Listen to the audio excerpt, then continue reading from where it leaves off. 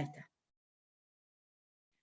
Bueno, hola, ¿qué tal? Hoy es lunes 24 de abril no, 25 de abril, 25 de abril del 2022, y esta es la consultoría de salud mental de la Escuela Superior de Medicina dependiente de la Universidad Nacional de Mar del Plata, y mi nombre es María Clara Areta, soy la titular de la materia, y es un espacio de intercambio con los estudiantes. Así que cuanto más nos intercambiemos, mejor. ¿Cómo te fue, Brian, en el examen?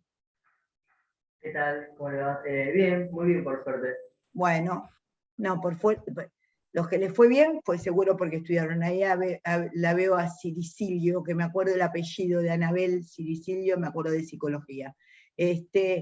Bueno, somos 27, vamos a empezar, y quieren hacerme alguna pregunta. Una era si no están subidas al campus, fíjense en el canal María Clara Areta de YouTube, y ahí las tienen subidas, y dice Escuela Superior de Medicina, las encuentran, ¿sí? Bien, Anabel, ando bien, ¿cómo estás vos? ¿Quieren hacerme alguna pregunta de lo ya visto? Es uno de los temas de hoy, lo ya visto, y lo nunca visto. ¿Sí? ¿Les cabe alguna pregunta, alguna duda que tengan sobre algo de lo que vimos? No. Bueno. Vamos a hoy dar pensamiento, memoria y juicio, y si alcanza, vamos a hacer un comentario sobre actividad, porque tiene que ver con esto, pero vamos a ver esto. Ustedes ya tienen el teórico subido al campus, ¿no?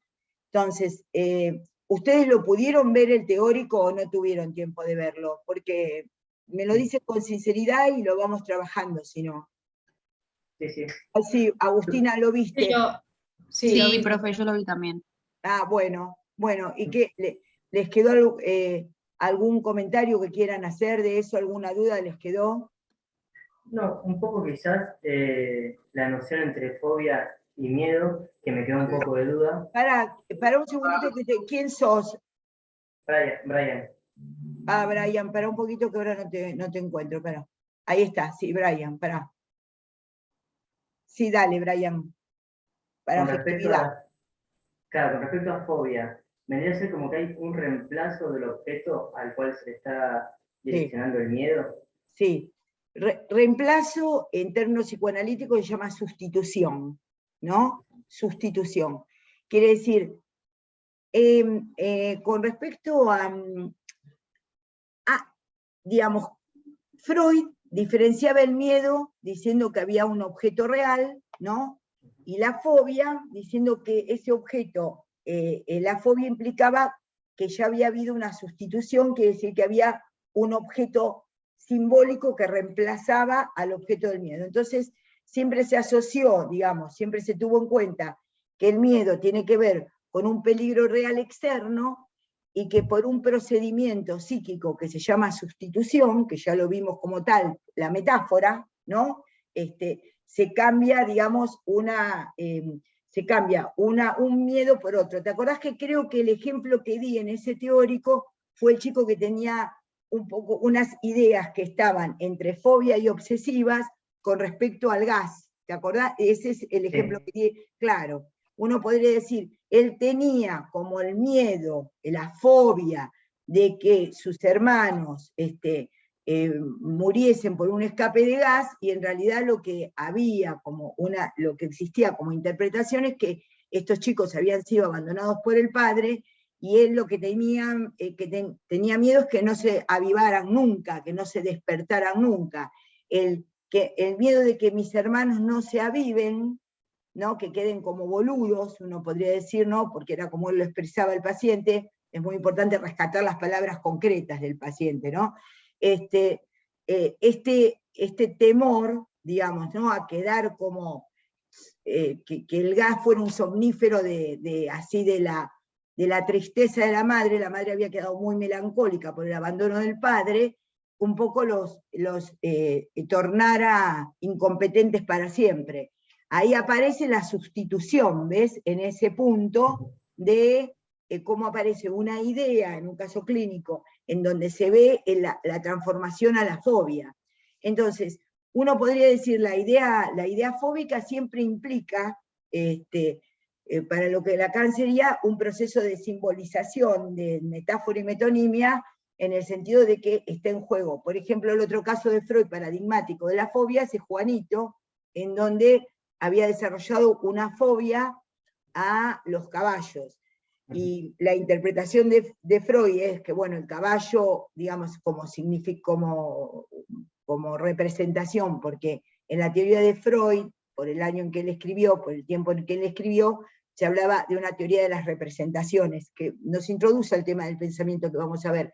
En cambio, Lacan, que es subsidiario de la teoría epocal predominante, que es el estructuralismo y la lingüística, entonces en ese punto uno podría decir que para Lacan el inconsciente aparece estructurado como un lenguaje, entonces los va a llamar significantes, ¿sí? Bueno, aparece algo en Juanito, que es el miedo a los caballos, que en Freud está interpretado como miedo al padre, y lo que interpreta Lacan hace una reinterpretación del caso, en el sentido de que lo que tenía era miedo por la poca intervención del padre, por la poca intervención del padre. Ahí vemos cómo justamente aparece una idea sustituyendo a la otra. La producción de síntomas neuróticos es por desplazamiento o sustitución, y sustitución. Son como diferentes, ¿no? Desplazamiento y sustitución. Entonces, siempre tienen que pensar, ¿se acuerdan cómo lo veíamos en psicología? Ciertas dimensiones de lo que es la metáfora y la metonimia. La metáfora, el síntoma neurótico, el síntoma de los normales, siempre implica una metáfora. Para Freud y para Lacan al principio significaban una metáfora, y luego el síntoma, un padecimiento que el paciente no entiende, pero tiene, y que implica como un saber a revelar, digamos, mediante la interpretación, mediante las asociaciones del paciente.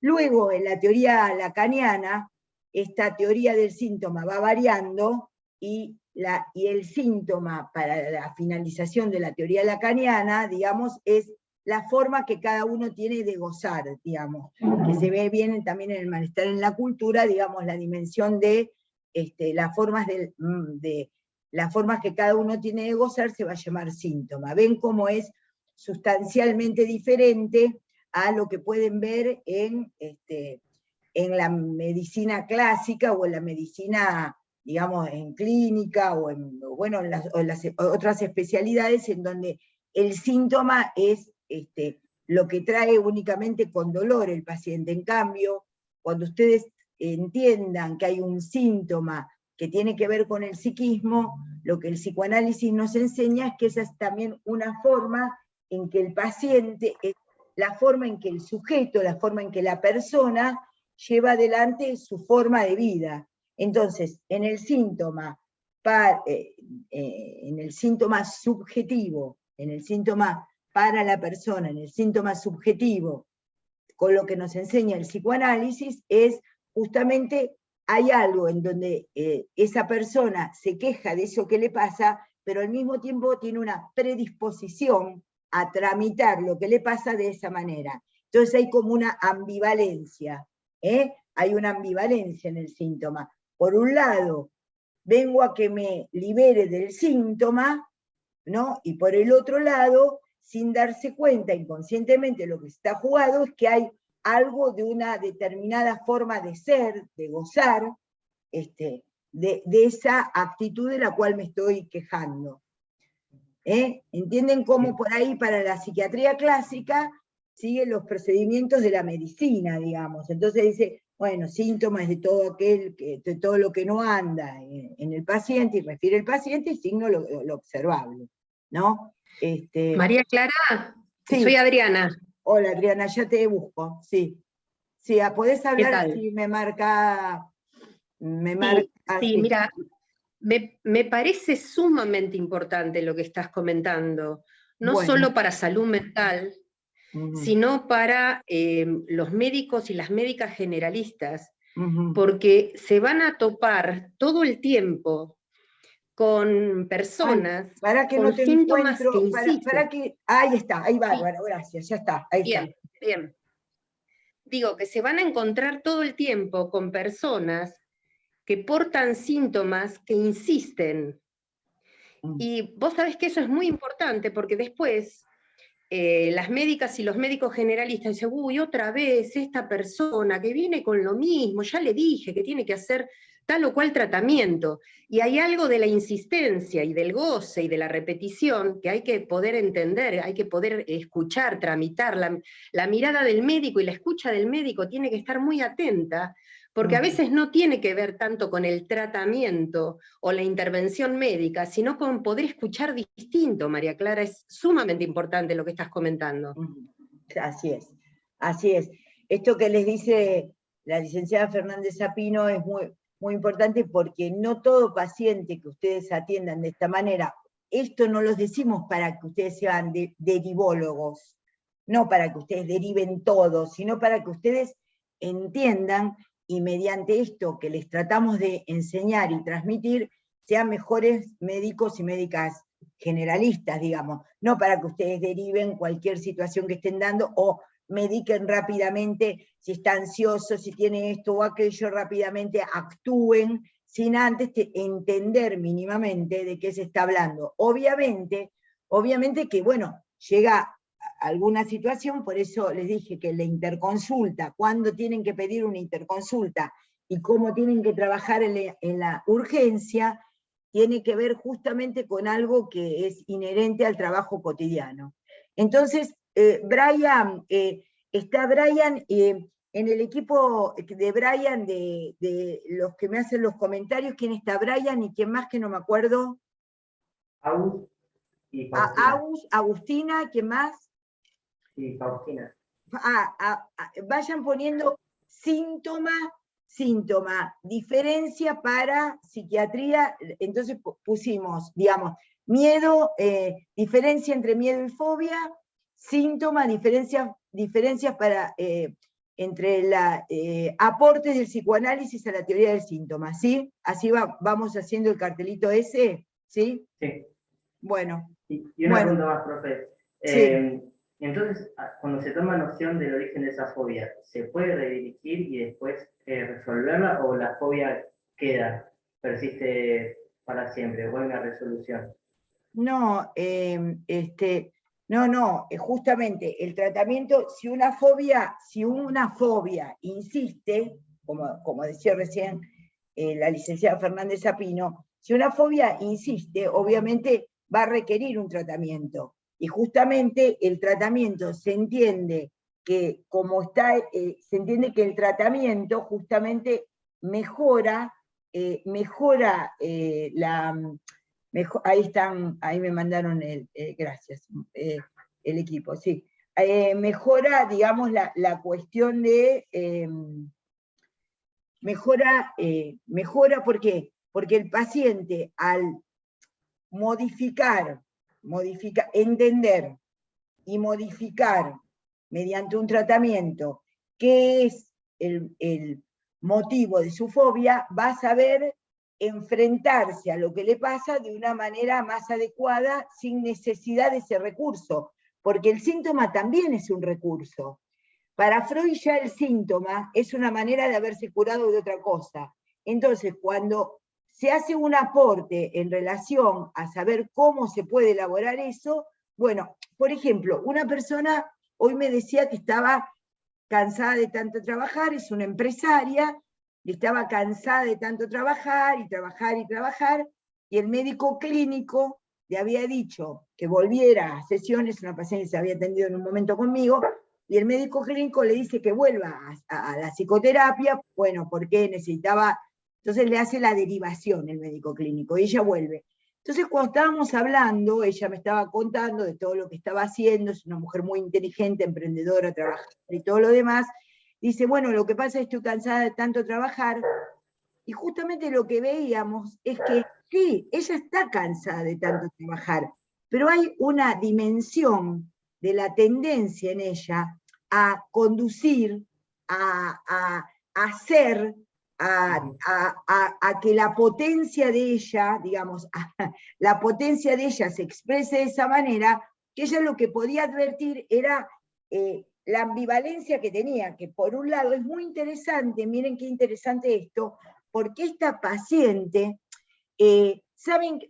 Fue a ver al médico clínico, ahora la volvió a ver al médico clínico y la derivó. ¿Saben por qué molestia fue al médico clínico? Porque estaba herniada, ¿no?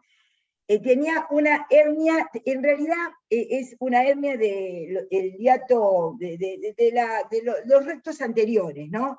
No es una eventración, es una hernia porque no lo habían operado previamente, así que es una hernia. Es muy interesante porque obviamente que ella, la hernia la tiene, está la realidad de los rectos anteriores separados, pero es muy interesante cómo esto en el discurso se asocia al trabajo, se asocia al esfuerzo. Por ejemplo, no se puede operar de la hernia o no se quiere operar rápidamente de la hernia porque tiene que seguir trabajando. ¿Ven cómo ahí aparece esa ambivalencia? Lo interesante es que ustedes vean que el mundo no es totalmente esférico, ¿me entienden? Y una cosa va con la otra, entonces 2 más 2 siempre es... sino cómo en el discurso, porque esta no es una teoría general de las hernias la que yo le estoy dando, es decir, el trabajar con una teoría general de que el inconsciente está estructurado como un lenguaje, de que el síntoma pasa implica un proceso de metáfora y de sustitución, y que también el síntoma implica una manera de gozar. Entonces uno dice, ¿cómo? ¿Goza trabajando? Sí, porque en eso expresa algo de la potencia, ¿se entiende? Por eso digo, no soy tan necia como para decir que no tiene un agujero acá. Eso lo va a tener que resolver con el cirujano. Pero ¿cómo ella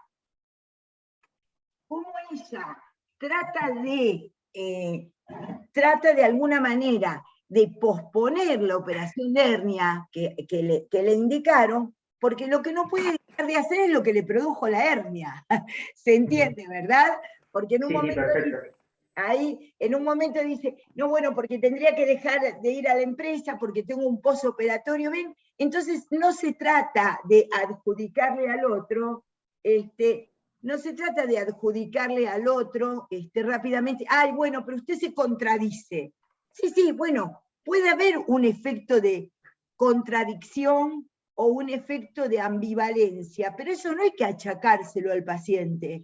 Eso lo que hay que entender es que ustedes tienen que entrar en esa lógica, sobre todo los que vayan a hacer, ojalá haya gente que se dedique a la salud mental y que puedan, bueno, ojalá que esto del psicoanálisis les permita entender las cosas, ¿no? De una manera particular, y no es achacarle, ahí usted tiene una contradicción, no es rápida, pues si no entran en el sistema médico recto, ¿vieron? No, tiene que hacer tal cosa, bueno, querida, usted, entonces, si no hace lo que yo le digo, ¿vieron ese sistema paternalista reto, en donde ustedes tienen que entender, por lo menos la idea de conflicto dentro de la materia? ¿Me expliqué lo que dije? La realidad de la hernia está.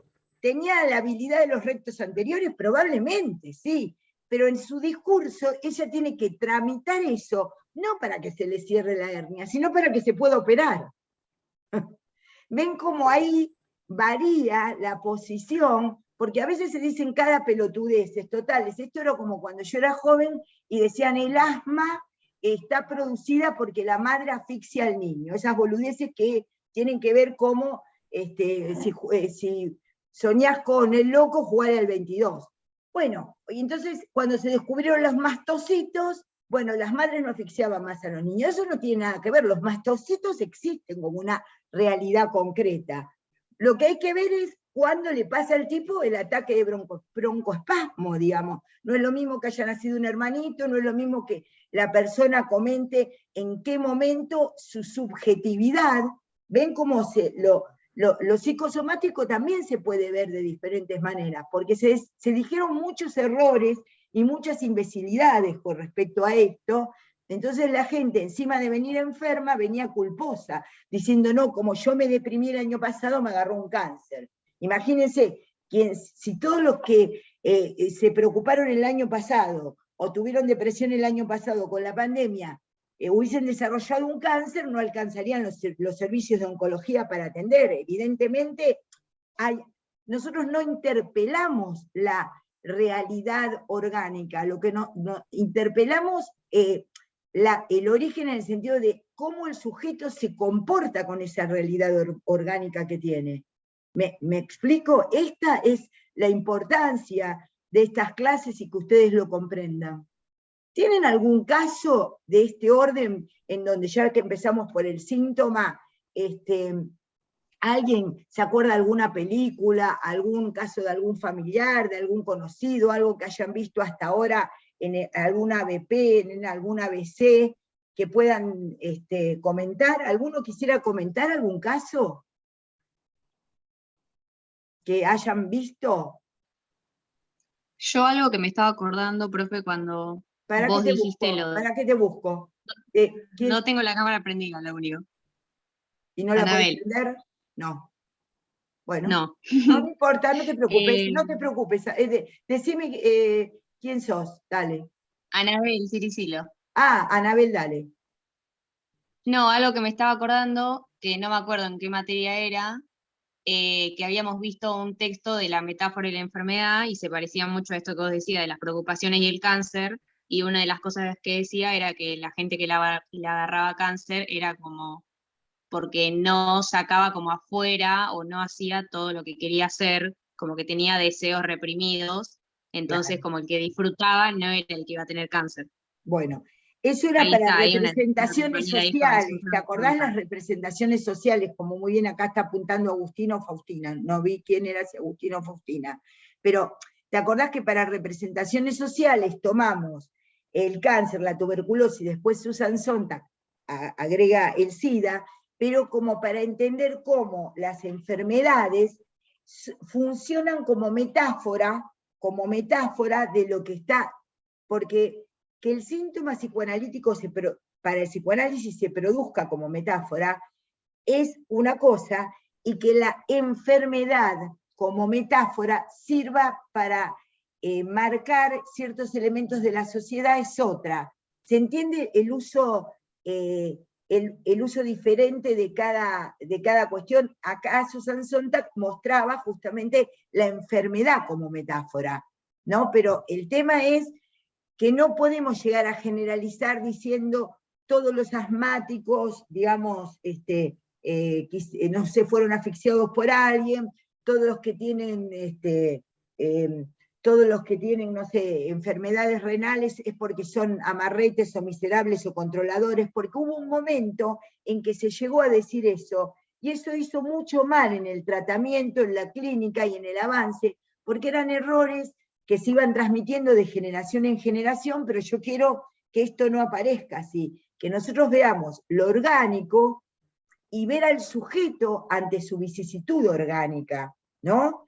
Yo he atendido muchos pacientes con cáncer, y bueno, sí, muchos de ellos han fallecido, algunos no, han mejorado y han podido, pero bueno, pero el tratamiento no es que pasaba porque era un éxito si se curaban del cáncer, sino cómo asumían, porque por ahí, por ejemplo, en el tratamiento psicoterapéutico de los pacientes con cáncer, muchas veces lo que se dirime es hasta cuándo el paciente se quiere tratar, por ejemplo. Por ejemplo, ustedes lo van a ver en bioética. ¿Hasta cuándo el paciente se quiere tratar? Pero esto tiene que ver con, ¿no? Entonces uno puede decir, bueno, porque por ahí el sistema médico quiere seguir haciéndole quimioterapia, rayos, etcétera, etcétera, etcétera. Y hay un momento en que el paciente decide no querer. Bueno, hay que ver en cada caso cómo acontece, pero gracias por traer lo de Susan Sontag, que aparece la enfermedad como metáfora, ¿no? Y entonces ella justamente habla desde la sociología de esto. Pero muchas gracias. ¿Quién más? ¿Quién quiere comentar alguna cuestión más de alguna película, si se acuerdan de algún libro, algún comentario? ustedes deben tener ideas de gente que articula su síntoma orgánico a una situación subjetiva, ¿verdad? Deben tener... Hola, profesora. Sí, ¿quién habla? Fernando Suárez, ¿cómo le va? Fernando Suárez, ¿cómo te va, Fernando? ¿Estás con cámara o no, Fernando? Sí, estoy con cámara, sí, sí. Bueno, ya te busco. Sí, ahí está, ahí está. Sí. No, me Hola, acordaba ¿cómo el te caso va? de... ¿Cómo Bien. estás? Me acordaba el caso de mi padre, que en el año 88, él hasta el 88 era un tipo que metódico, iba por la misma cuadra, cumplía, no faltaba, llegaba 10 minutos antes, fichaba para ir a tomar un mate o ir a comer, volvía a fichar y le decían que no lo tenía que hacer, hasta que, bueno, un día detona, pobre, y yo era chico, tenía 11 años, 10 años, escuchaba que no podía mover las piernas, no se podía levantar de la cama, y gritaba, y yo lo relacionaba con una discapacidad dentro de lo poquito que entendía. Desde mi vieja, yo lo escuchaba gritar y llorar, y digo, no va a poder caminar más mi papá.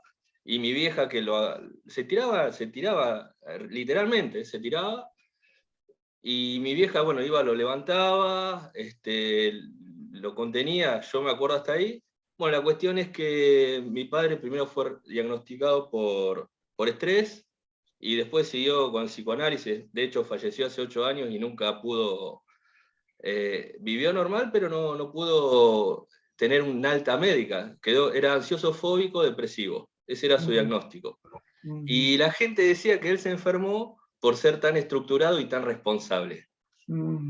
O sea, eso es lo que habla, porque él iba a trabajar siempre de la misma forma, siempre cumplía, y eso le llevó a causar un gran estrés. Y bueno, me parece a mí que es algo erróneo, por ser responsable. Seguro él tuvo otro problema, que era lo mal pago, la falta de reconocimiento, que uno ya después con Claro, los años... uno podría llegar a decir, a partir de tu comentario, que bueno, ¿cómo poder seguir estando de pie? ¿Ves? Ahí se juega el nivel de la enunciación de lo que le pasa al paciente. ¿Cómo poder ponerme de pie sin el reconocimiento del otro, no? No puedo andar más de la manera en que ando, en que camino, esto no camina más. Bueno, y ahí podríamos decir, bueno, que tu papá pudiera, de la persona de la que hablas, ¿no? Pudiera tener una polineuritis, yo qué sé, no invalida la situación de que un proceso subjetivo también se juega siempre en el que está orgánicamente enfermo. Siempre el que está orgánicamente enfermo tiene un proceso subjetivo que acompaña la patología orgánica. Me expliqué, ¿verdad? Sí. Entonces ahí sería interesante poder ver esto. Estaba pensando que, bueno, ahora es muy interesante lo que contás, muchas gracias por la confianza, ¿no? Pero, claro, vuelvo a decir, nada invalida que ustedes después digan, no, sí, en el microscopio electrónico se vio tal cosa, o después tenía tal otra cosa. Por supuesto, la función de ustedes como médicos y médicas es siempre descartar lo orgánico primero, siempre advertir que no van a ver un paciente que hace movimientos extraños en una guardia y lo primero que van a pensar es que tiene un ataque de histeria, lo primero que tienen que pensar es si no tiene un ACV, empezó con un ACV hemorrágico, si está con una sobredosis y todo lo demás, pero por eso el diagnóstico es presuntivo y se atiende en la situación y se prolonga también, en la observación y entrevistas con el paciente, ¿verdad? Pero esto es muy importante que ustedes lo puedan tener en cuenta y no acusar a la persona que está consultando, no al consultante, de cierta contradicción o cierta ambivalencia. Como decía Camus, la contradicción es el primero de los derechos humanos. Entonces, en ese punto podemos plantear eso. Muchas gracias por tu comentario. Bueno.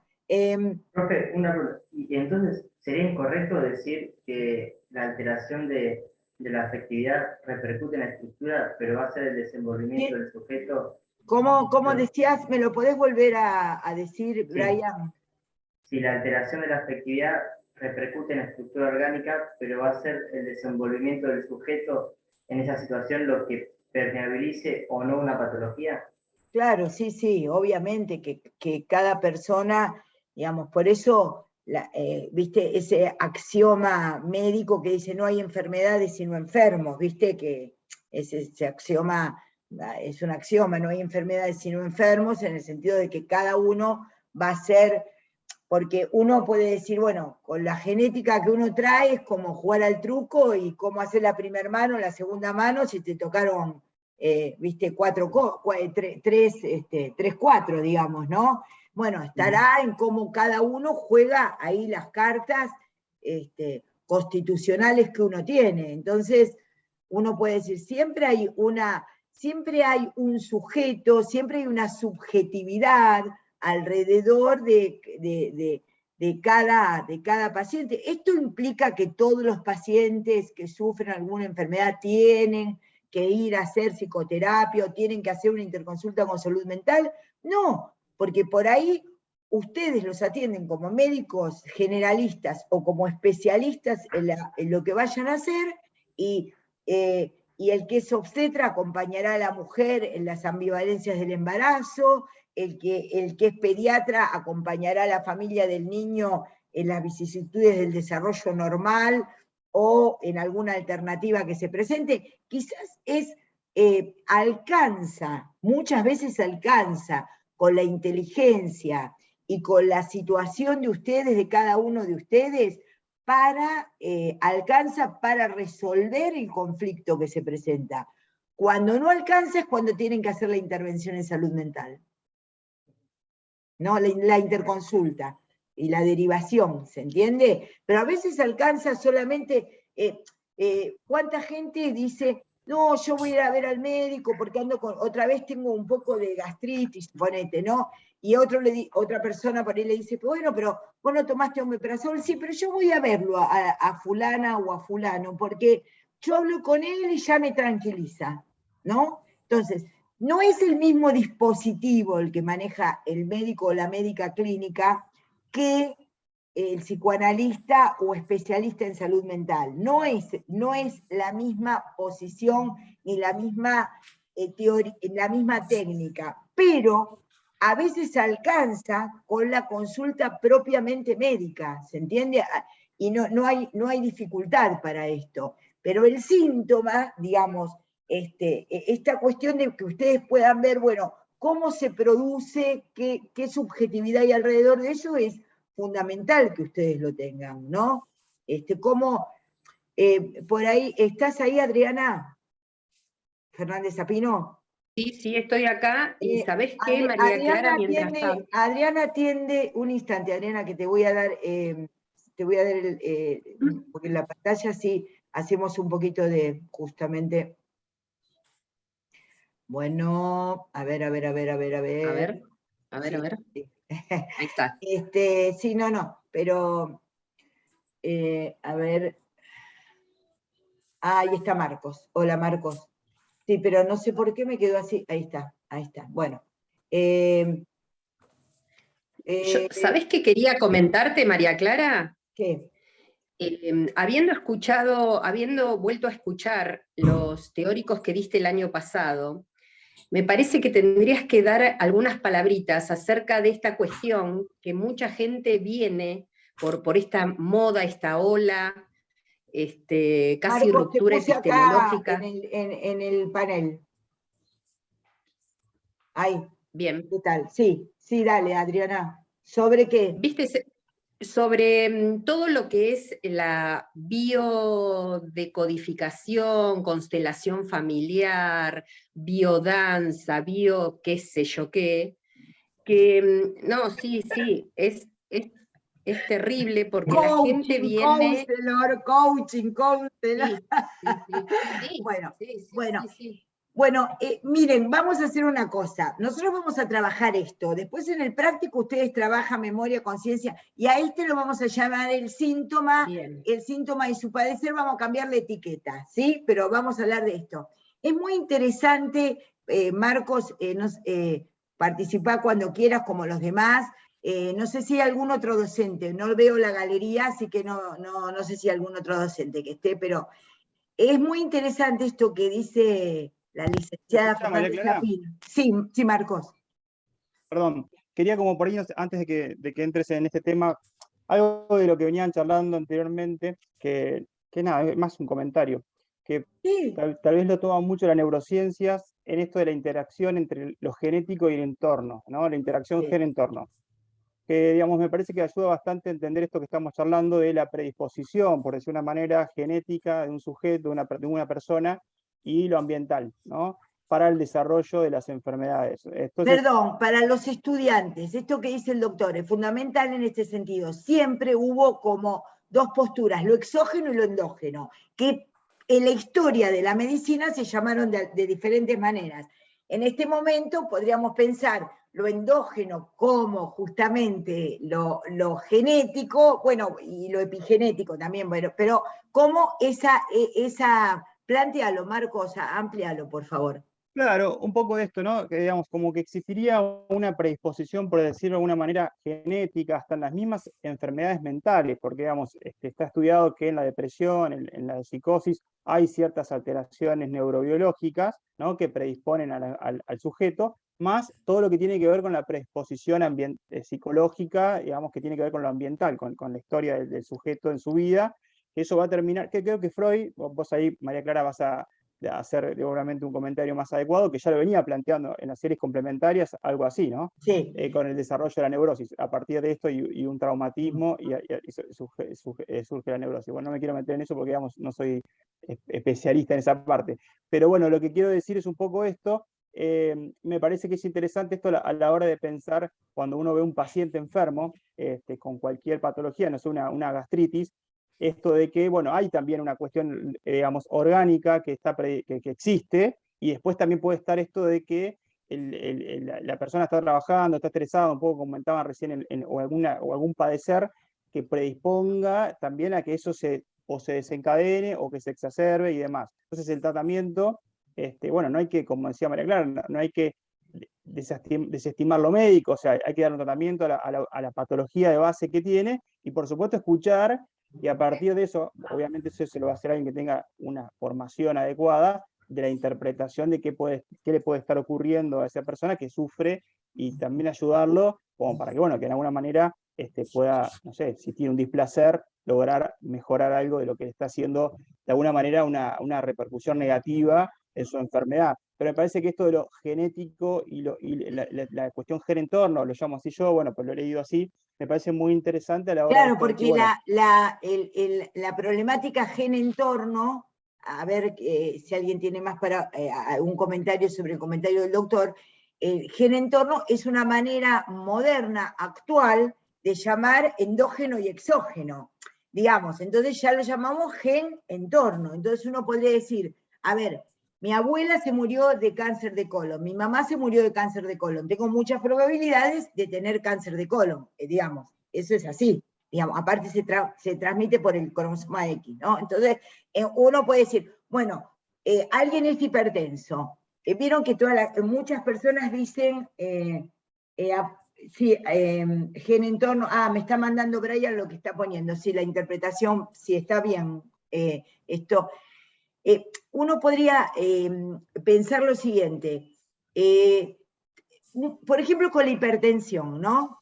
Vienen al consultorio y dicen, algunas personas, ¿no? Vienen al consultorio del psicoanalista, en mi caso, como yo soy médica, psicoanalista, viene, entonces, mire doctora, vengo porque estoy hipertensa y es por los nervios. Y yo siempre le respondo, bueno, usted va al médico clínico, el médico clínico lo estudia, la estudia, decide cómo medicarla, y yo también lo trato, pero va al médico clínico. Porque ustedes imagínense que la responsabilidad que tiene uno es saber que ni aún los laboratorios pueden hacer pruebas a doble ciego con la hipertensión, porque ustedes eso lo saben como estudiantes de medicina, lo deben haber visto en tamizaje, no sé, en epidemiología. No hay pruebas con placebo, perdón, no a doble ciego, no hay pruebas con placebo para la hipertensión, porque la hipertensión no medicada que se tiene que medicar es letal, Imagínense si uno va a decir que la hipertensión, con todo el mecanismo que ustedes ya le deben haber explicado, de las catecolaminas, de todo lo demás,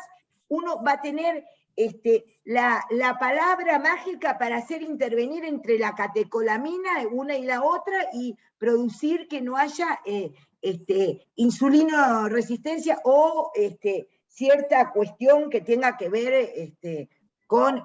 Eso sería una burrada, digamos, es una burrada, es una burrada, es una irresponsabilidad. Tiene las tres marcas, es impericia, negligencia e imprudencia.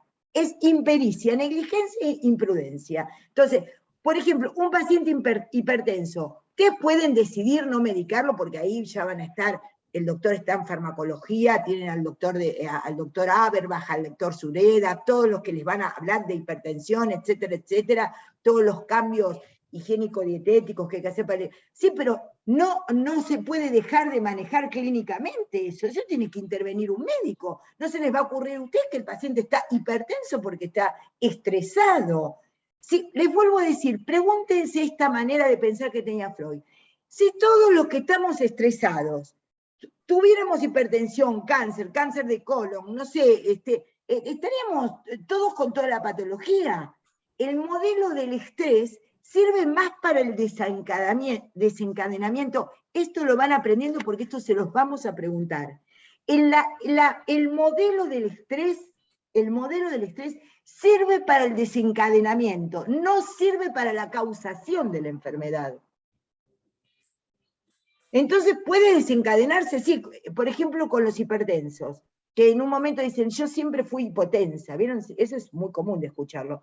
Y yo digo, sí, todo el mundo es hipotenso hasta que deja de serlo. Yo qué sé, a los 40 años, ya saben los médicos clínicos que se expresa, ¿verdad, Marcos? Que hay una tendencia a que la hipertensión aparezca a cierta edad y no en otra. Que entonces la miopía, no hay miopía, es porque no quiere ver a la madre. Pero esas son imbecilidades, absolutamente, son imprudencias, negligencias, y ya digo, imprudencia, negligencia y desidia. Las tres, eso jamás lo tienen que hacer, ¿no?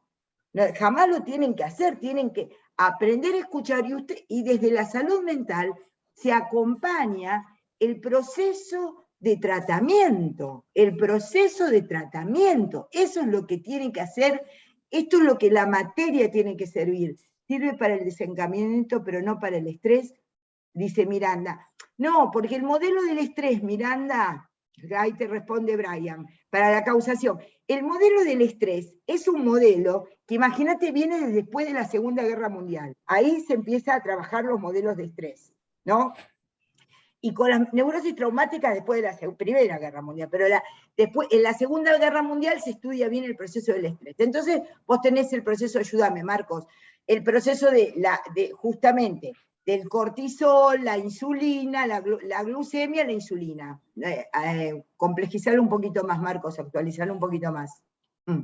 Sí, esto es lo que, bueno, lo que acontece cuando un paciente, bueno, sufre justamente no una situación de estrés, o sea, todo lo que tiene que ver con el eje hipotálamo hipófisis adrenal, liberación de cortisol, el aumento del cortisol, el daño que genera, que eso también se observa, ¿no? Las alteraciones hipocampales, de memoria y demás, que eso afecta, ¿no? Creo que un poco lo que acá María Clara quiere mostrarles es esto, que digamos, si el paciente tiene, por ejemplo, una hipertensión y está viviendo una situación de distrés o de estrés crónico, donde está pasando un cierto malestar, creo que, digamos, ahí lo que uno podría ayudar desde la salud mental es tratar de, como nada, de que pueda, digamos, repensar esa situación y que le está haciendo, digamos, de alguna manera generando un malestar para poder hacer alguna modificación y sentirse mejor. Pero eso no quiere decir que tengan que tomar el enalapril para la hipertensión. Eso, digamos, es... Y todo lo contrario, Marcos. ¿Cuántas veces sirve la terapia, la psicoterapia, para que el paciente tome la medicación? Porque hay gente que se niega a tomar medicación que es fundamental. Digamos, a ver, si una persona es insulino requiriente o insulino dependiente, y se le ocurre, digamos, por esto, que entiendo que es la pulsión de muerte, es decir, ¿por qué me tocó a mí esta enfermedad? ¿Por qué me tocó a mí esta otra enfermedad? Es fundamental en la terapia ¿no? En la psicoterapia, en el psicoanálisis, en la terapia que cada uno lleve adelante, facilitarle al paciente de que no es un fracaso la enfermedad y que tiene que permitir poder ayudarse por la medicación. No suponer, a modo de los idiotas que nunca vieron un paciente y que hablan y hablan y hablan y nunca vieron un paciente, o pocos pacientes, o los que vieron no los entendieron, por lo que pelotudeces que dicen. Entonces, el tema es justamente que lo psi sirva para que el paciente pueda entrar en tratamiento. Miren, en esto se parece mucho lo que es en la psicoterapia de niños, y sirve esto. Cuando un niño tiene que ser derivado, es porque algo del vínculo, de la transferencia, llamamos nosotros, entre los padres, se ha fracturado y el terapeuta tiene que intervenir ahí. Muchas veces los profesionales del servicio de salud mental tienen que intervenir para que se vuelva a restablecer el vínculo médico-paciente que el paciente tiene con su médico clínico, con su médico especialista, ¿me entienden? Para que pueda aceptar el tratamiento. ¿Me explico lo que digo? Esto es fundamental y esto se lo vamos a tomar, para que quede claro. Se lo vamos a tomar y ustedes lo van a tener que explicar. Ahí Faustina me está diciendo el modelo del estrés se empieza a estudiar luego del segundo GM. ¿Qué GM? No entendí la sigla, no sé. Guerra Mundial.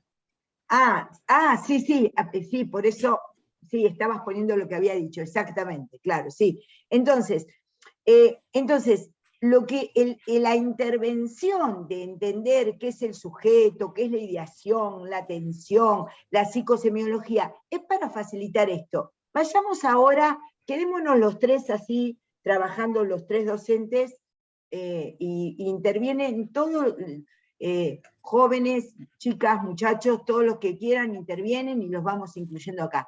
Tomemos lo que decía la licenciada Fernández Apino, Adriana. Hay muchas prácticas actuales que tienen que ver con la New Age, en realidad yo los asocio al neocapitalismo, ¿no? Al neoliberalismo que produce sujetos en donde tienen que tener, en lugar de las religiones viene esto, entonces vienen a salvar de todo, porque siempre hay objetos de consumo, en el capitalismo trae objetos de consumo. Entonces uno de los nuevos objetos de consumo es determinados chamanes que, con todo respeto, antes por ahí hacían prácticas no profesionales, como pueden ser masajistas, peluqueras, cometólogos, etcétera, que no lo discuto, porque si uno va a una peluquería, lo ideal es que se atienda con una peluquera, no con una psicoanalista, ¿se entiende? ¿No? Cuando yo voy a la peluquería, aunque no se nota, me atiende una peluquera, bien. Entonces, el tema es que aparecen todas estas cosas, biodecodificación, constelación familiar.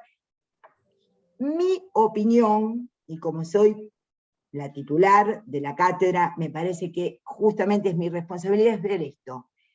Nosotros tenemos que ser cuidadosos cuando entendemos la causación del trauma, porque por lo que a mí me han explicado, porque he preguntado qué es esto de la biodecodificación, porque yo no sabía, pensé que bio venía de biológico, y no es así, viene de biografía, no lo puedo ni identificar, de biografía. Entonces, si uno tuvo una abuela que, no sé, la agarraron en el Holocausto y quedó en Auschwitz, uno puede tener un dolor acá porque tiene a la abuela enquistada, después tienen bastante teoría con respecto a si uno tuvo un aborto, entonces le quedó, no sé, detrás del ojo, si uno... Esas ideas de que son ideas muy sencillas, a veces la verdad es sencilla, ¿no? Pero la mayoría de las veces no. Bueno, son ideas concretas, generales, que tienen que ver con el trauma y su efecto. Ustedes imagínense que si todo fuera tan fácil, la gente no sufriría tanto. Si yo pudiera decirles por lo que les pasó a la abuela, lo que le pasa a cada uno, ¿pero qué problema tendríamos cualquiera de nosotros? Entonces, esa idea de lo monocausal y de lo inequívoco, tal cosa produce como esa idea del karma, ¿no? Tal cosa de otra generación produce... Hay que ver qué vínculo particular, subjetivo, tiene esa persona con lo que le está pasando. Y en general, como las constelaciones familiares, que el padre, que la madre, que la abuela, que yo qué sé, que no sé, ahí se arma, bueno, justamente son prácticas en general basadas en la sugestión. Yo tengo una postura crítica con respecto a las prácticas basadas en la sugestión, una postura muy crítica, porque justamente el psicoanálisis me ha enseñado que si un índice de libertad puede tener la persona, es gracias al psicoanálisis y el índice de libertad, esto también lo anotamos, ¿no? Prácticas sugestivas, ahí Brian, Faustina y Agustina. Prácticas. Entonces, porque son, a ver si aprendemos la palabra, única, lo tramitan como si fuera monocausal y general. Y general, una cosa es, ustedes tienen que diferenciar, también se los vamos a tomar, ¿qué diferencia hay entre lo universal y lo general? Lo universal es una teoría, es una hipótesis que puede bajarse a lo particular. En cambio, general es una generalización hecha no con las leyes hipotético-deductivas, sino que es una opinión. ¿Se acuerdan cuando hablábamos de doxa? En primer año decíamos episteme, las leyes del conocimiento, cómo son los grados del conocimiento. Episteme, tecne y doxa. En muchas de las prácticas actuales que desarrollan personas que no son profesionales tienen que ver con niveles de la doxa, de la opinión popular, elevadas a la categoría de episteme. Eso es lo que quiero decir desde la cátedra, porque desde la cátedra nosotros tenemos que sostener una postura con respecto a eso. Ahora, también estará la libertad del consultante, que dirá, bueno, yo me curé con constelaciones familiares, bueno, cada uno tiene, pero desde la cátedra tenemos que transmitirles el procedimiento epistemológico sobre lo que se basan esas prácticas. El procedimiento epistemológico es la generalización, quiere decir, una opinión doxa elevada a la categoría de episteme que se generaliza sin tener en cuenta las particularidades. ¿Se entendió? Porque después le vamos a tomar la definición. ¿Se entendió? Pobre, les hablo a ustedes que son los que están, los que no están. Pero vieron que siempre es así, el interlocutor. ¿No? Entonces sí, no, yo voy a hacer tal cosa, posiciones, bueno, cada uno tendrá sus creencias y sus posiciones. Ustedes lo que tienen que exigir como personas, como médicos y médicas, como profesionales, como personas en las cuales el Estado ha invertido mucho en la formación de nosotros, mucho invertido el Estado, es esclarecimiento epistemológico. A ustedes les tienen que esclarecer epistemológicamente cuál es la posición. Y ustedes tomarán una u otra posición, pero sin esclarecimiento epistemológico, sin claridad en cuanto a los procedimientos, ¿no? Sí, dale, Adriana. Profe, había hablado yo, Nazarena, disculpe que le interrumpa. Dale, Nazarena, para que te sumo, dale. Dígame cuándo le puedo preguntar así. Sí, para que no te veo. Galería, Nazarena, habla, Nasa. Profe, tengo una consulta Sí. con respecto a esto del universal y general, que decía recién usted que lo general es como un nivel de opinión, una doxa elevado a un episteme. Sí. Lo universal, que dijimos que era una teoría, una hipótesis que puede bajarse a un caso particular. Eso universal de la teoría como que tiene fundamento para... Claro, es hipótesis. Darse. No es una opinión, es un fundamento. Por eso es hipotético, no es una opinión. Claro. Entonces, si yo tengo la opinión, por ejemplo, yo quiero postular que todos los que son miopes es porque no quieren ver a la madre de lejos. Para decirte cualquier, ¿no? Entonces, bueno, yo eso lo tengo que ver como hizo Freud, como hizo Lacan y como hizo cualquier persona. Ver si eso tiene una apoyatura en donde, mira, Freud decía, pienso un concepto, lo evalúo en la clínica y luego reformulo el proceso, el concepto. El concepto, viste que psicología es pensamiento, es una materia que tiene que ver con el pensamiento médico. Entonces, justamente el procedimiento que ustedes tienen que tener para cualquier técnica que vayan a usar o cualquier posicionamiento es ver qué hipótesis, entender desde dónde le hablan, porque una vez que la persona puede establecer desde dónde les habla, cómo les habla, vos podés tomar una posición que puede ser diferente a la mía, pero el tema es que no elevar a nivel del episteme una opinión general, una opinión que se le ocurrió a uno o a un grupo. Sería como basarse en bibliografía, por decir así, la universal, tener un apoyo bibliográfico. Claro, en bibliografías, en discusiones, en Marcos aportados. Sí, me parece que un poco, me parece que un poco es esto, Nazareno, lo que apuntás un poco es eso, o sea, es, digamos, que uno debería tener digamos, una ciencia que te respalda en tu saber, ¿no? En el caso de la medicina, ustedes estudian una carrera, ¿no? Para poder tener fundamentos teóricos que les permitan determinar que tales síntomas determinan un síndrome y demás.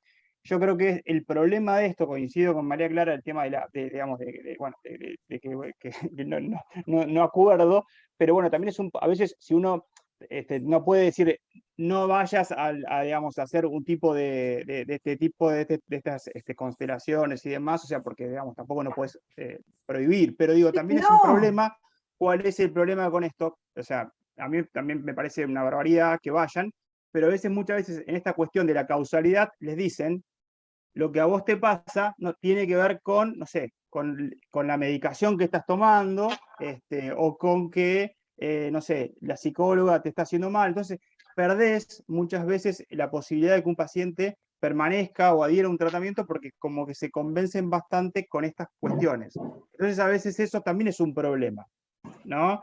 Es un peligro muchas veces, profe. Es un peligro. Imagínense un paciente que tiene una esquizofrenia, una psicosis, que va a ver a alguien así y le dice que lo primero que quiere escuchar es que le está diciendo que el problema que tiene no tiene conciencia de su realidad y tiene que un las delirio. Voces son el abuelo que le habla, suponete. Claro, el abuelo que le habla queda tranquilo que es por eso, entonces te viene a ver a vos al psiquiatra y decís, usted me estuvo drogando todo este tiempo, le voy a hacer un juicio porque en realidad la risperidona, aparte también creo que puede haber tenido algo que ver con los efectos que tengo a ver. O sea, también es todo un tema esto, ¿no? El impacto que para un paciente puede llegar a tener. O sea, son, digamos, intervenciones que muchas veces pueden llegar también a generar problemas en los pacientes, ¿no? Profe, te hago una pregunta. ¿Estas prácticas están dentro de lo legal? Porque esto puede traer un problema para la salud de la persona, por ejemplo, que la haga dejar un tratamiento.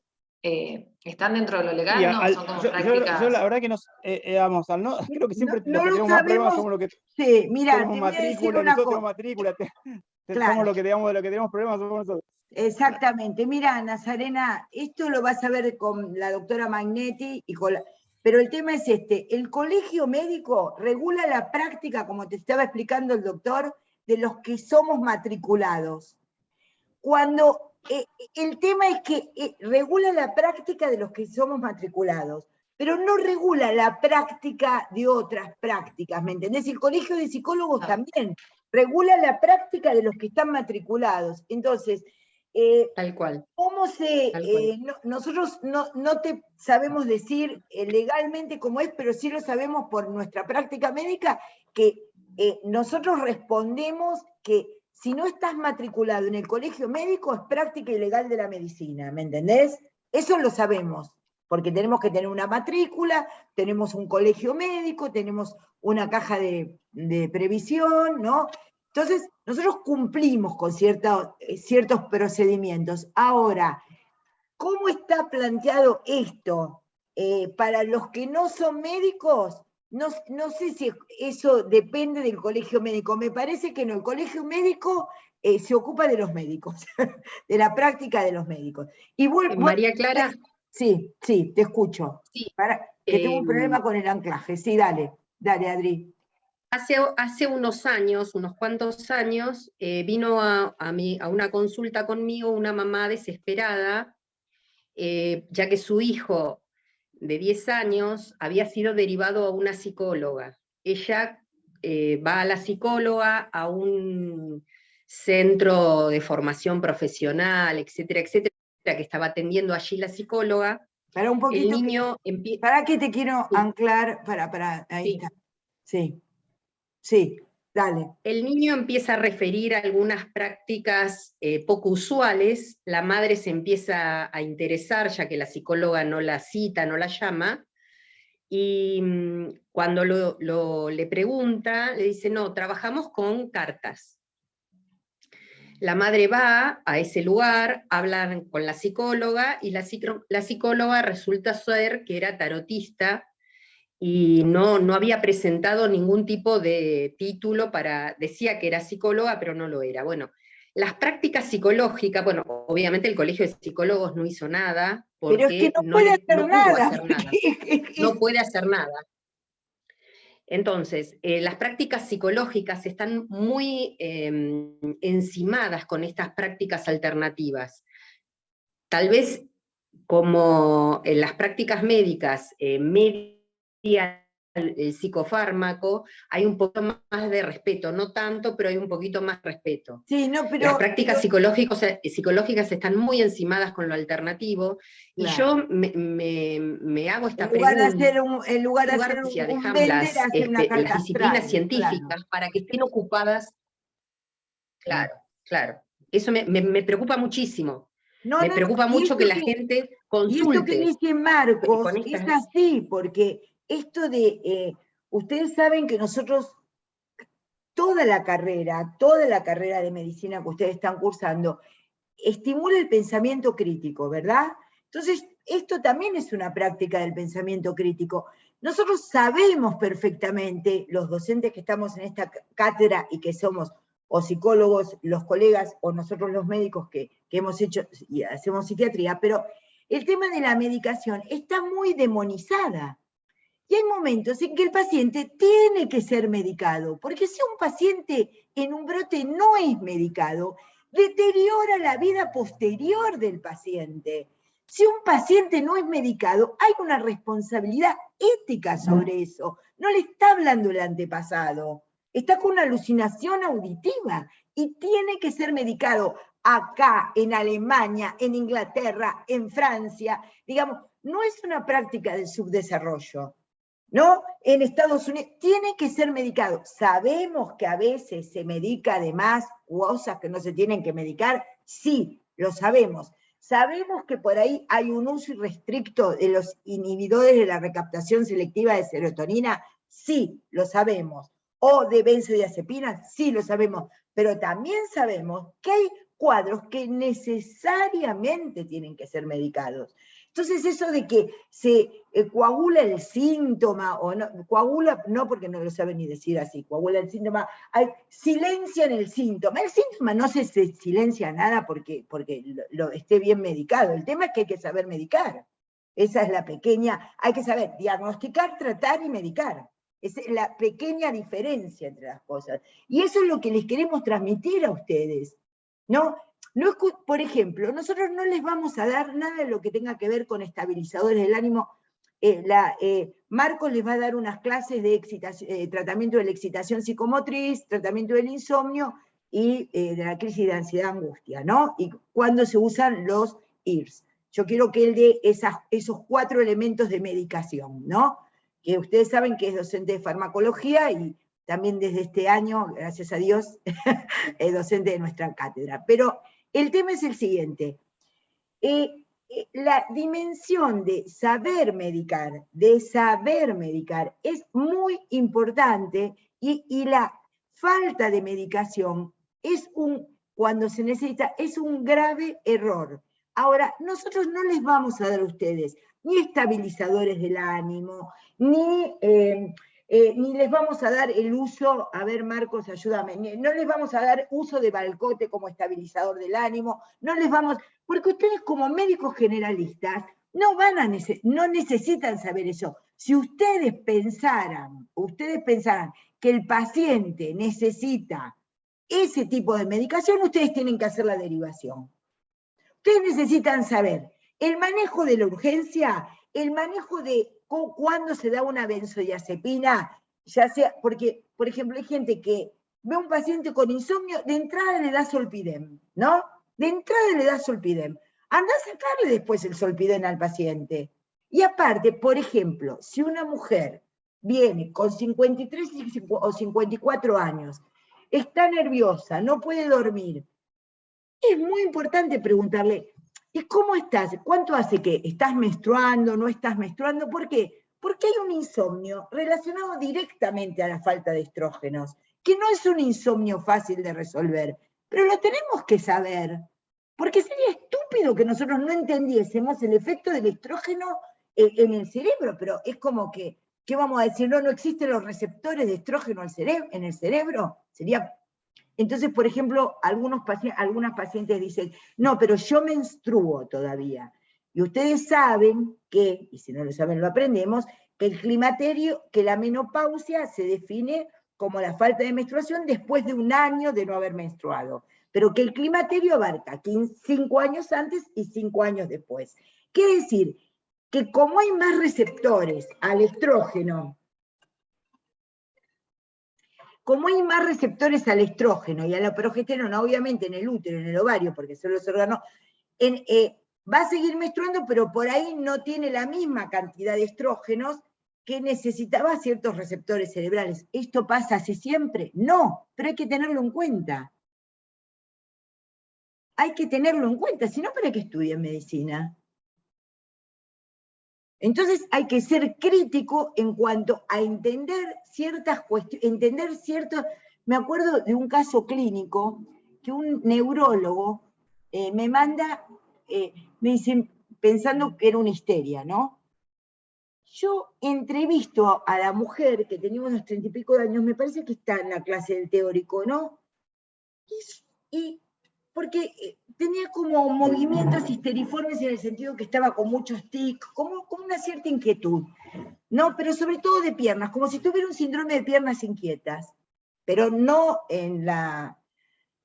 No cercana al dormir, sino hay una chica joven, 30 y pico de años. Y yo digo, ¿pero vos desde cuándo tenés esto? No, no sé. Bueno, en la entrevisto, yo digo, la miraba y era bilateral, ¿no? Y la histeria siempre remeda algún gesto, ¿no? Es de un tic. Estos eran movimientos como diferentes, no remedaban gestos, ¿no? Y era bilateral. Yo digo, che, vos lo que tenés empezó por arriba de los, te molestan las rodillas, las piernas. Me dice, no, por la planta de los pies. Yo llamo al neurólogo y le digo, mira, te pido por favor que me disculpe, yo qué sé, pero ¿vos descartaste absolutamente un Guillain-Barré? Y me dice, volvémela a mandar. Sí, le digo, ya te la volví a mandar. Y era un Guillain-Barré. ¿No? Ustedes saben que es un Guillain-Barré, ¿no? ¿Saben o no los estudiantes? ¿Estudiaron Guillain-Barré? ¿Vieron neurología? Ya no, no me acuerdo. No, Guillain-Barré no. Bueno, Guillain-Barré, lo explicamos entre los dos, Marcos. Es una infección virósica que cursa con una sintomatología de los nervios periféricos ascendente, que se torna muy grave cuando toma los nervios intercostales y lleva al paro respiratorio. Puede llevar al paro respiratorio. Se llama síndrome de Guillain-Barré. ¿Sí? Entonces, ustedes que no van a estar ahí en la guardia esperando que interpretar el caballo, la fobia y no sé qué, nosotros les explicamos esto para que diferencie el Guillain-Barré de la histeria. Me explico, ¿no? Queda claro, ¿no?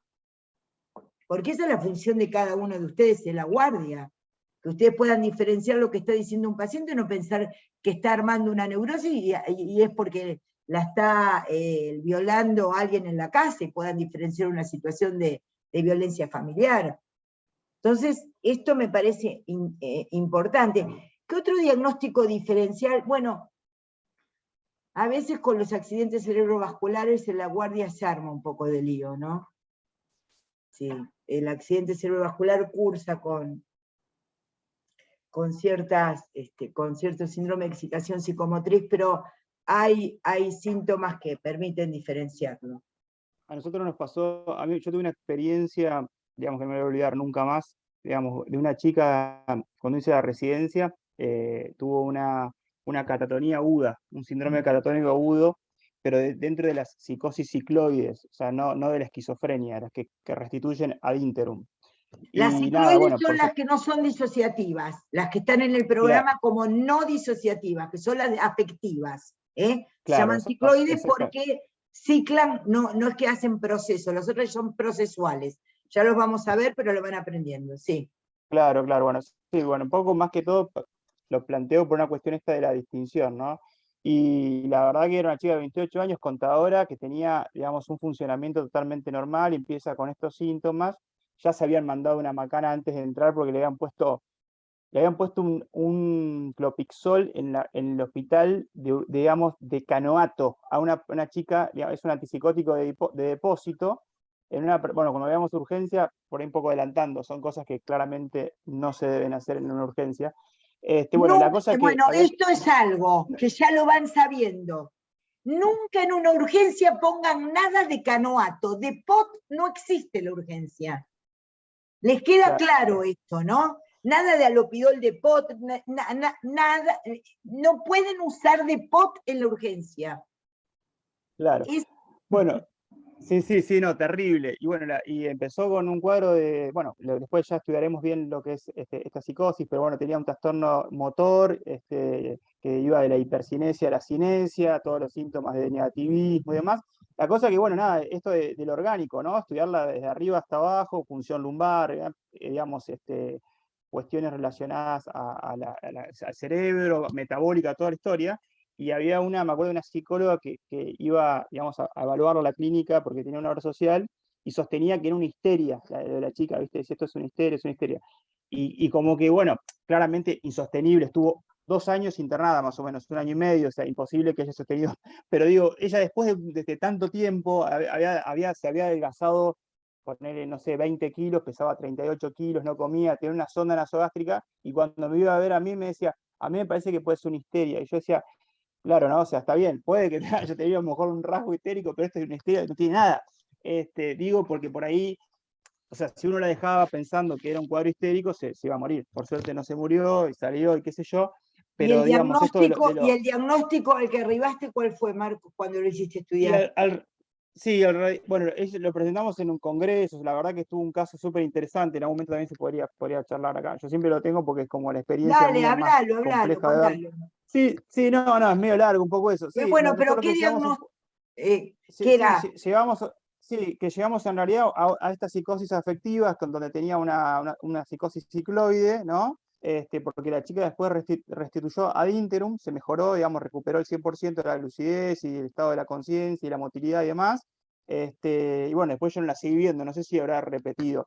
Pero Miren lo que voy ustedes, es que digamos, tenía esto, digamos, esto orgánico, que claramente era inevitable ir por ahí como primera medida. O sea, y bueno, aparte también se nos entró el diagnóstico diferencial del síndrome neuroléptico maligno, porque le habían puesto este antipsicótico de depósito que puede dar. No tenía fiebre, Marcos. Y no sé, pero tenía mucha rigidez, le había aumentado la CPK, en algún momento levantó algo de temperatura. El síndrome neuroléptico maligno es cuando se pasan con la medicación neuroléptica y justamente el paciente del síndrome neuroléptico maligno que habitualmente lo puede llevar a la muerte. Claro, y en un cuadro así, donde vos tenés algo de depósito que dura 30 días, no le podés sacar el antipsicótico. O sea que si tenés el efecto, te lo tenés que aguantar 90 días. O sea, es un temón. Entonces les queda claro que nunca en la guardia ustedes como médicos generalistas van a dar nada de POT, ¿no? Nombremos medicaciones de POT. El alopidol que había... Sí, claro, el aloperidol, que viene el aloperidol de Canoato, después viene el suclopentisol, que es el clopixol, después el resto de los típicos ya no hay más. El piportil no se consigue más, no está entrando. No hay más piportil, le desapareció. Así que todos están con esos dos. Y ahora han salido nuevos, que son la paliperidona, que es un atípico de depósito, que es carísimo, que bueno, que se coloca una vez por mes, hay otro cada 3 meses, pero bueno, son mucho más caros, en teoría con menos incidencia de efectos adversos. Bueno, lo veremos en algún momento en fármacos. Entonces, pero viste que justamente Manuel Kroll quiere que lo hagamos, esta parte la hagamos con vos, ¿no? Está bueno que lo vayamos viendo porque salud mental, nosotros igual farmacología lo vemos al final de todo, claro, pero está bueno como para que ellos también vayan de ahora por lo menos escuchando algo y después, bueno, veremos por ahí cuestiones más moleculares que hacen a la farmacología, pero me parece que está bueno esto. Porque lo habíamos hablado con Manuel, viste, de que lo viéramos ahora, ¿no?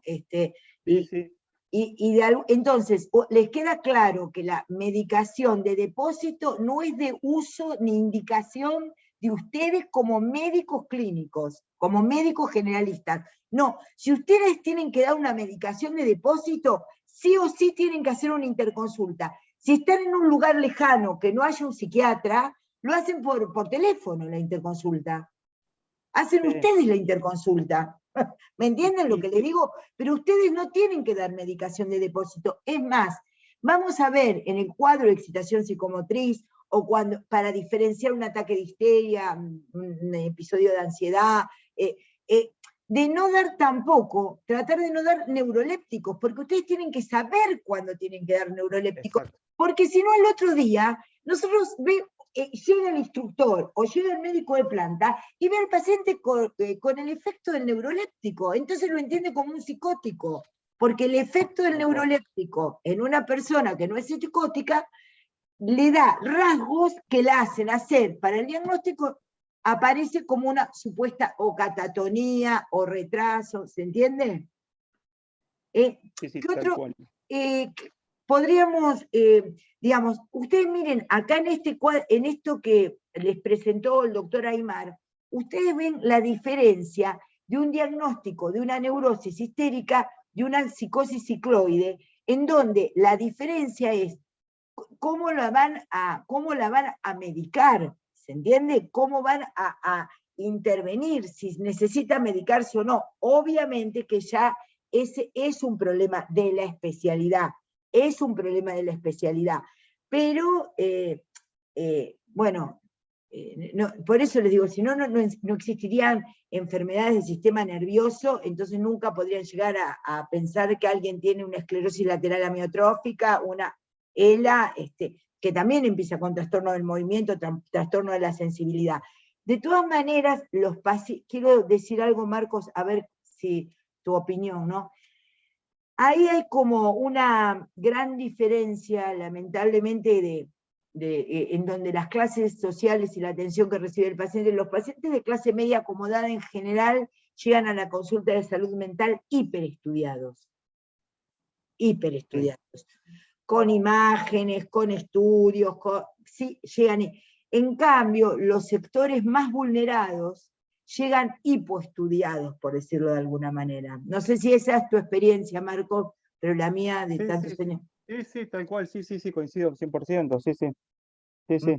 Ya cuando viene el paciente de clase media acomodada, viene con las resonancias, viene con potenciales evocados, ya viene recontraestudiado. En cambio, el paciente perteneciente a una clase más vulnerada no viene tan estudiado, y ahí hay que justamente intervenir con mucha inteligencia, con mucha cautela, con mucha precisión e interés en ver eso, ¿no?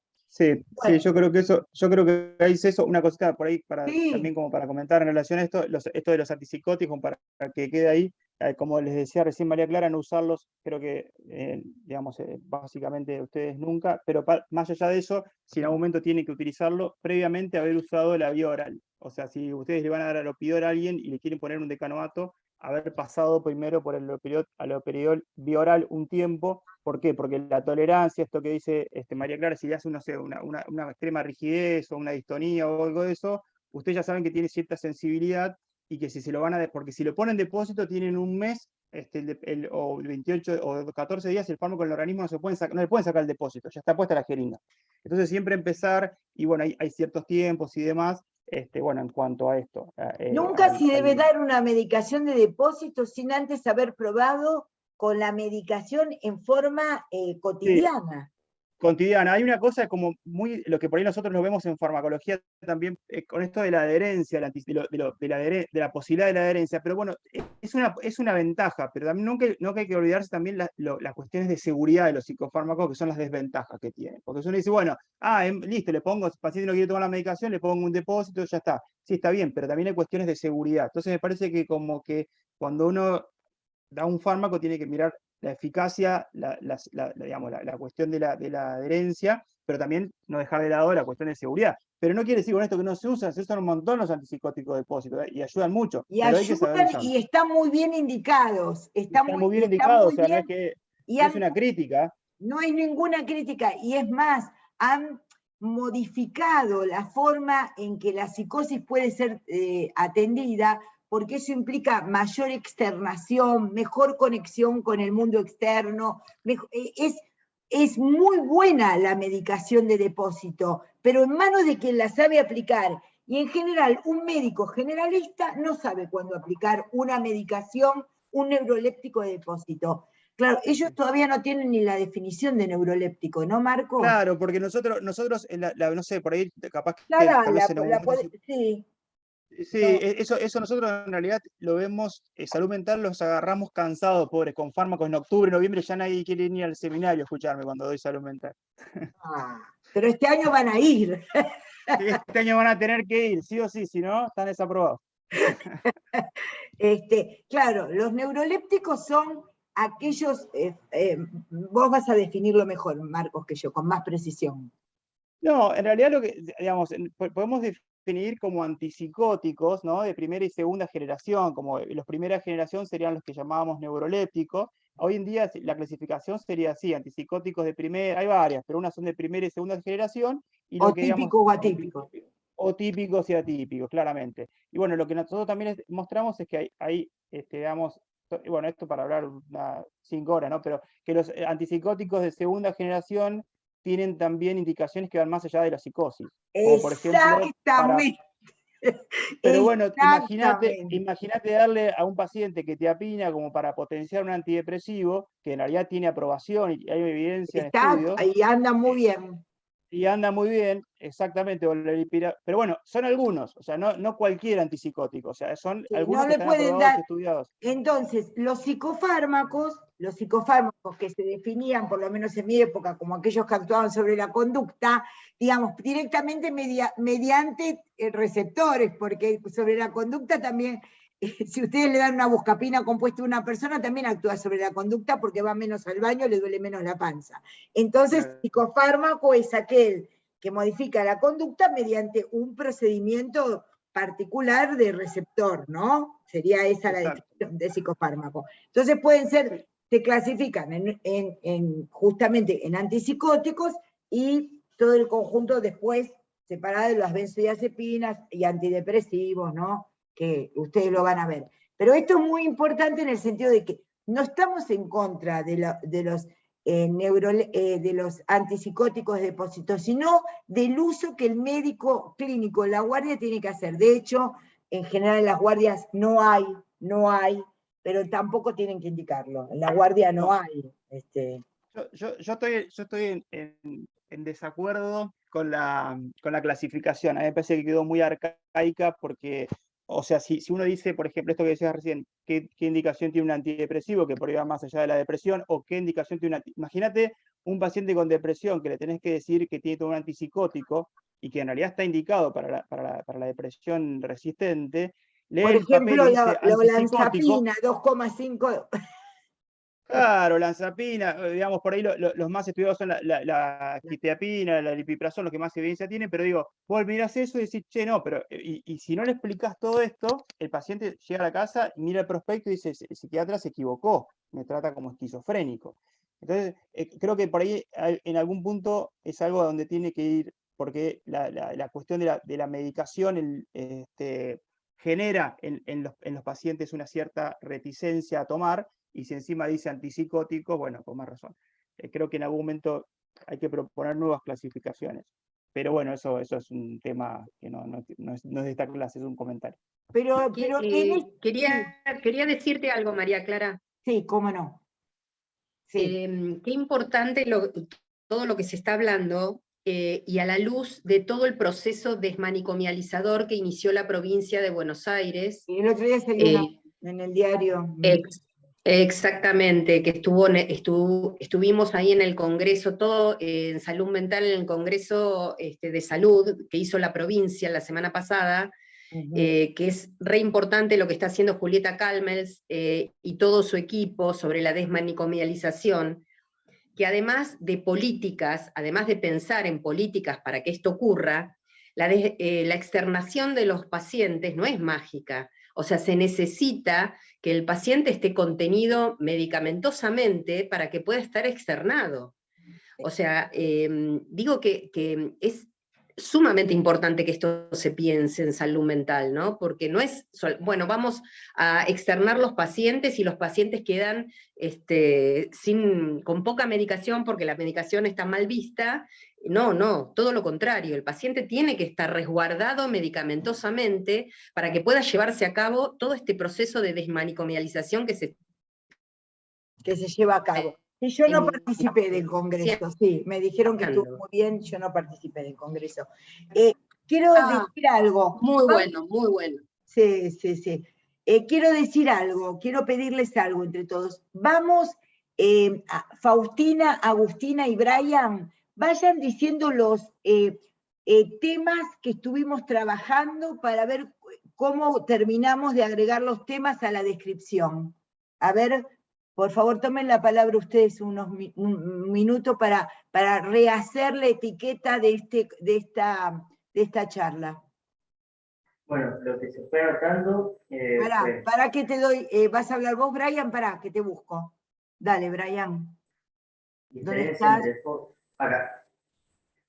Sí, ahí está. Diferencia entre fobia y miedo, aportes del psicoanálisis a la teoría del síntoma, aporte de la psiquiatría sobre el síntoma, predisposición gen entorno. No, aporte de la psiquiatría del síntoma no, pone aporte de la, pone el síntoma,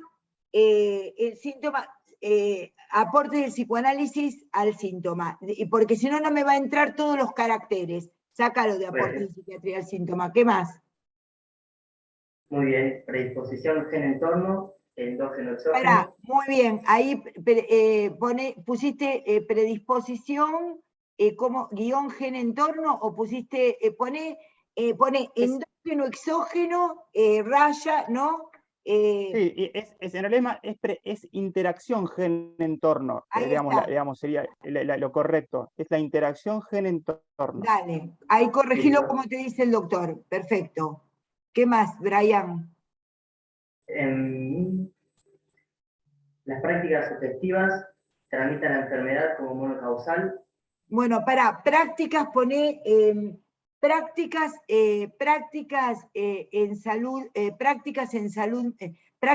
salud mental. A ver, Adriana, vos también tu aporte en el sentido de que prácticas, podríamos decir, prácticas ortodoxas y alternativas en salud mental, o exacto. ¿Estás de acuerdo en eso? Sí, perfecto. Eso ponerlo en signo de pregunta. ¿Prácticas ortodoxas y alternativas en salud mental? Perfecto. ¿Te parece bien el signo de pregunta? Sí. Bueno. Dale. Después... Faustina, pará, me estás mandando por el... perdón, me estabas... Y ahí le estamos pasando el limpio, profe. Bárbaro, perfecto. Sí, dale, seguí, Brian. Bueno, después lo que surgió que era el modelo de estrés sirve para el desencadenamiento, pero no para la causación de la enfermedad. Ajá.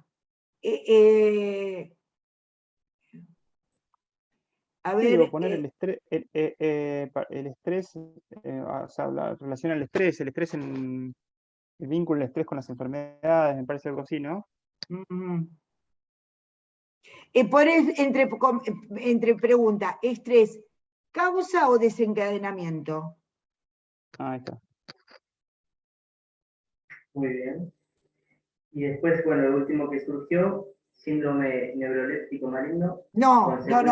Pone así, uso racional vamos Marcos, ayúdame, uso racional de los psicofármacos. Primero Claro. pone escenarios de la urgencia y de la interconsulta para los médicos generalistas.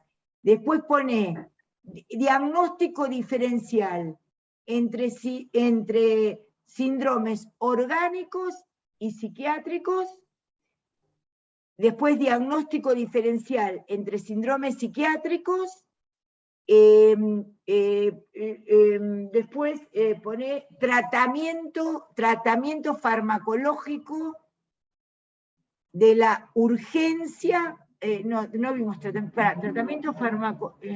A ver, Marcos, lo que vimos fue uso. Sí, no. La consecuencia, habíamos puesto, de la administración de medicación de depósito en una situación de urgencia. Ajá. Ante la urgencia, ¿qué no hacer? Pone. Claro, algo así. Sí, justamente es eso. Prácticas contraindicadas en la urgencia. Prácticas farmacológicas contraindicadas en la urgencia. Ahí está. ¿Estaría bien, Marcos? Sí, perfecto, sí. Y ahí pone eso que es tan importante, digamos, los psicofármacos, por su clasificación, no implican su indicación. Claro. Bueno, verá la clase después, si no. ¿Te parece bien ese resumen, Marcos, de eso? Sí, me parece perfecto, sí. ¿Qué tema quedaría, Perfecto. muchachos, chicas? A ver, que somos 24, que no se fue ninguno hoy de la clase. ¿Qué temas le parece que quedó como para poner o sacar o que hablamos y que fue interesante?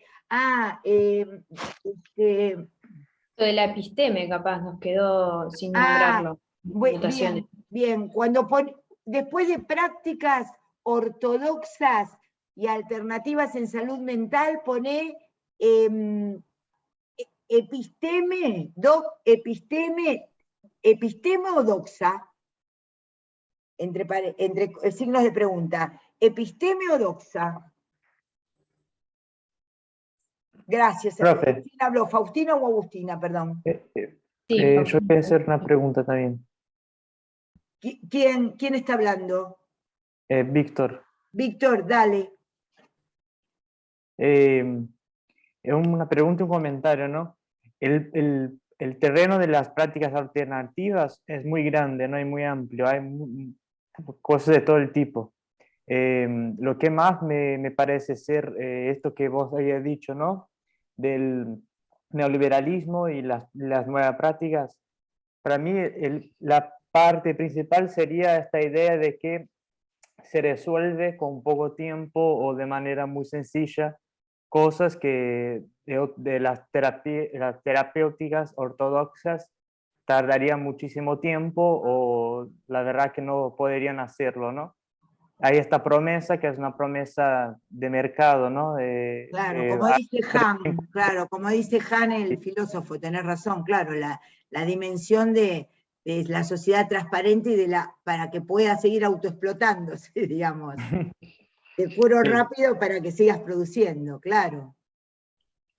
Sí, me parece muy pertinente el comentario, no sé si tenés que decir algo más, pero en base a lo que están diciendo, y además, no solamente que se resuelve, sino que también se aprende muy rápido.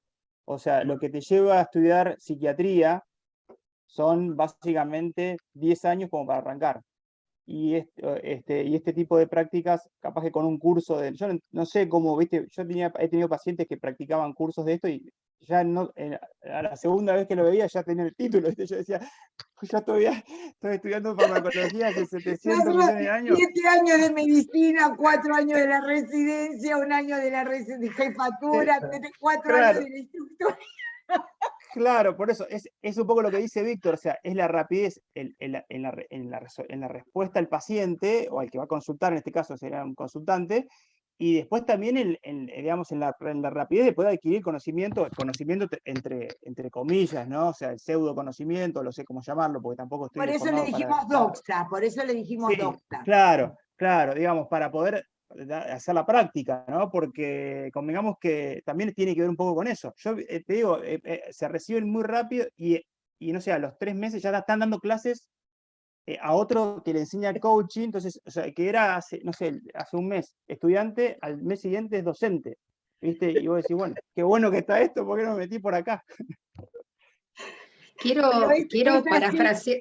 Sí, cómo no, Víctor, pero coincidimos con vos en la rapidez. ¿Sabés por qué? No sé, Víctor, cómo lo pensás vos, Marcos y Adriana los conozco más, pero a ver cómo lo... Yo creo que es porque justamente es una manera de mezclar con la, digamos, de sugestionar y tirar abajo todo lo que es estructural. Porque si vos pensás que el malestar pasa por el hambre, la falta de vivienda, la falta de distribución de recursos, digamos, todo eso, si vos rápidamente le das una respuesta, digamos, sobrevolás las causas estructurales del sufrimiento de la gente también, ¿no? Que creo que también es un recurso del uso del mercado, ¿no? Como caramelos, claro, Matías dice, caramelos de IRS en cuadro de ansiedad, claro, exactamente. Sí. A ver profe. qué decías, Adri. No, sí, quiero parafrasear a María Clara. Hace un par de años, ella comentó que le comentaba a los estudiantes que se tenían que bancar el proceso, porque los estudiantes le preguntaban, ¿y esto qué hacemos? ¿Y cómo hacemos con esto? ¿Y cómo hacemos con esto otro? Bueno, hay que bancarse el proceso. Esta cuestión de la inmediatez, de ya cursé salud mental, ya sé cómo intervenir. Bueno, lleva un tiempo esto, y hay que tener esta tolerancia a la ignorancia, no lo sé, y me va a llevar un tiempo adquirirlo, ¿no? Esta cosa de la liquidez y de que todo se hace ya, para ayer, y ya lo tengo que saber. ¿Sí? Es importante, me parece, esto de acompañar los procesos. No, totalmente, digamos, hay que, digamos, exactamente tolerar el proceso de que uno está siempre en formación, siempre en actualización, que uno se repregunta las cosas y no que es una verdad revelada a modo mágico, pero tiene muy buenos resultados, ¿no? La verdad que esto sí que fue una consultoría, ¿no? Esta cuestión de preguntar, de intervenir, la verdad que me pone muy contenta. Vamos, ¿qué título le elegimos? Elijamos el título entre todos, porque tengo que cambiar el cartelito. Porque vamos a cambiar el cartelito, consultoría, podríamos llamarla prácticas y argumentaciones, ¿no? Las argumentaciones sobre las prácticas, ¿verdad? Las prácticas y sus argumentaciones, ¿sí? ¿Qué les parece ese? Bien. Sí, está bien. ¿Está bien, Marcos? ¿Te parece a vos bien, Adriana? Sí, me parece perfecto. Bueno, entonces se lo mandamos para las prácticas y sus argumentaciones y vamos viendo estas cuestiones que me parecen muy interesantes. Bueno, quedó la intervención de Víctor, Brian, con respecto a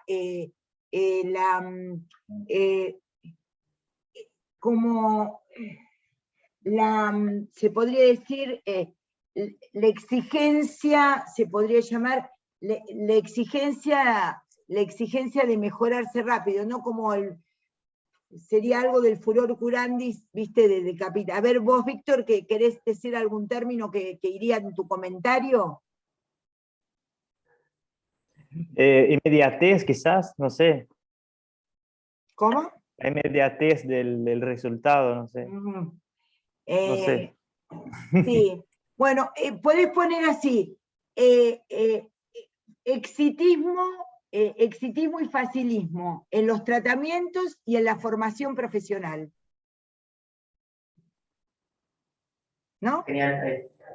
¿Va? ¿Están de acuerdo en eso? Sí. Bueno, muy bien. Bueno, rehago la etiqueta y para subirlo al YouTube, le pido a Hernán que rehaga la etiqueta. Mándame el título, Brian. Entonces serían prácticas en salud mental y sus argumentaciones, ¿no? Ok. Sí, así. Bueno, les agradezco a todos la participación.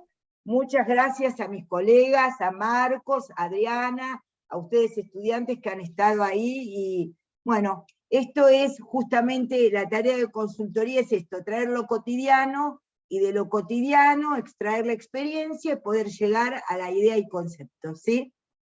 Bueno. Bueno, muchas gracias. Muy buena la participación. La verdad que estuvo muy buena la reunión. Muy buena. Muchas gracias. Gracias Nos a vemos. todos ustedes. Buenas tardes. Chau, chau. Hasta luego. Buenas tardes. Buenas semanas. Un abrazo. Buenas tardes. Muchas gracias.